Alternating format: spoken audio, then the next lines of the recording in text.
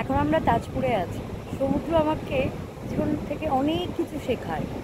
যেমন যেমন জোয়ার ভাটা আসে সমুদ্রের মধ্যে, তেমনি জীবনেরও তো অনেক জোয়ার ভাটা আসে।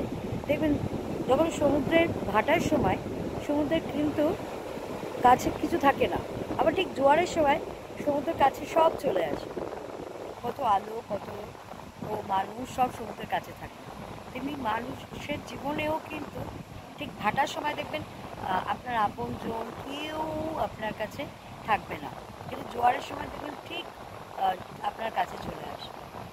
সমুদ্রের কাছে আসলে জোয়ার ভাটার যে গতিবেগ, যে ধারাটা, সেটা কিন্তু খুব ভালো বোঝা যায়। তো আমরা এখন তাজপুরে আছি।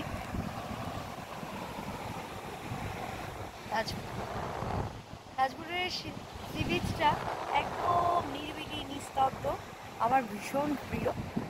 তো এবার বুলুর ইচ্ছাতে আমরা উঠেছি নিউ দীঘাতে, কিন্তু আমি অ্যাডভাইস করবো মানে আমার ম্যাক্সিমাম আমরা থাকি ওল্ড দীঘাতে।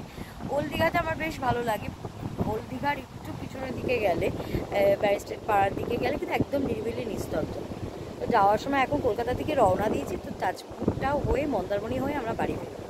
তো অ্যাপ্রক্স এখন 1টা বাজতে যায়। তো এখানে এসে না মনটা চাইছে খানিকক্ষণ এখানে দাঁড়িয়ে যাই, বেশ ভালো লাগছে। আর সেই দূরে গুরুর বাবা বসে আছে, আর আমি ঠিক মাঝ সমুদ্রে প্রায় একা। খুব কম, হাতে গোনায় হয়তো 4-5 জন আছে। বেশ ভালো লাগছে সমুদ্রের সাথে কথা বলতে।